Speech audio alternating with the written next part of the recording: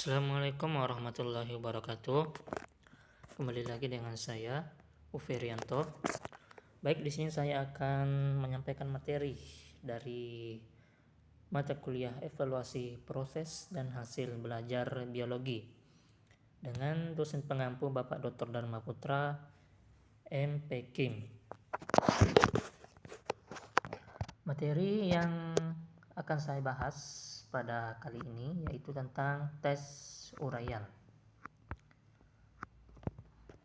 Tes uraian adalah soal yang menuntut peserta didik untuk mengorganisasikan gagasan-gagasan atau hal-hal yang sebelumnya telah dipelajari.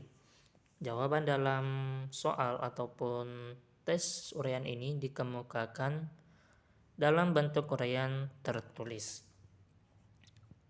Tes uraian adalah tes seperangkat soal yang berupa tugas ataupun pertanyaan, di mana menuntut peserta didik untuk mengorganisasikan dan menyatakan jawabannya menurut kata-kata atau kalimat sendiri.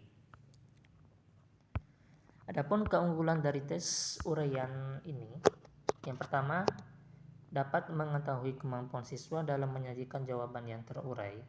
Keunggulan yang kedua, mampu mengorganisasikan pikiran.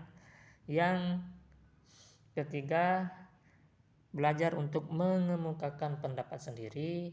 Yang keempat, yaitu unggul dapat mengekspresikan gagasan dan menuliskannya dalam bentuk kalimat dan biasanya membentuk paragraf.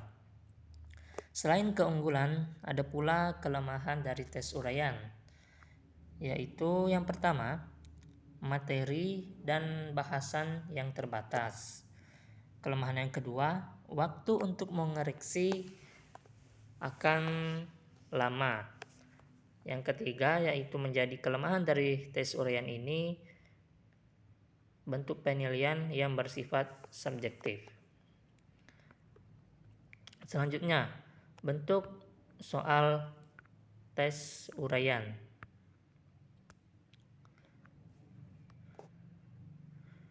Soal uraian adalah soal yang terdiri dari dua bentuk, yaitu uraian objektif dan uraian non-objektif. Yang objektif ialah soal yang mengukur kemampuan peserta didik dengan menguraikan konsep tertentu. Nah, biasanya soal ini dikaitkan dengan materi pelajaran dan penilaiannya dilakukan dengan objektif. Sementara itu, uraian non-objektif ialah soal yang lebih mengutamakan argumentasi dalam konsep tertentu sesuai dengan materi pelajaran yang ada. Biasanya penilaiannya mengandung unsur subjektivitas.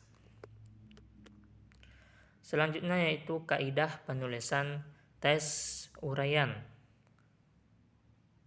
Terdapat 3 hal yang perlu diperhatikan. Yang pertama yaitu kaidah materi. Soal menyesuaikan dengan indikator. Kedua, ruang lingkup pertanyaan dan jawaban harus jelas. Ketiga, memiliki materi yang sesuai dengan tujuan pengukuran pembelajaran. Yang keempat, materi yang ditanyakan sesuai dengan jenjang pendidikan. Lalu kaidah dalam konstruksinya. Yang pertama, harus memiliki rumusan kalimat soal atau pertanyaan yang menggunakan kata tanya atau perintah yang mengharuskan menguraikan jawaban seperti mengapa, uraikan, jelaskan, bandingkan, hubungkan, tafsirkan, buktikan, dan hitunglah.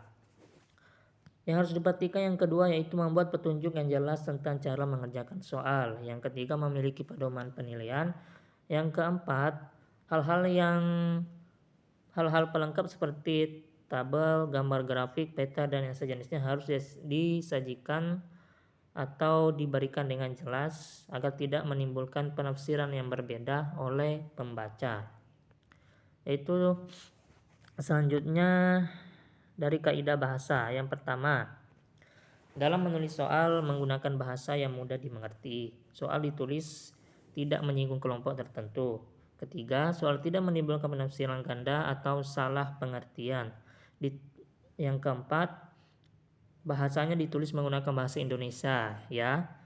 yang baik dan yang benar. Yang kelima, rumusan soal telah mempertimbangkan segi bahasa dan budaya. Yang keenam, bahasanya tidak menggunakan bahasa yang berlaku setempat. Terakhir itu ada referensi.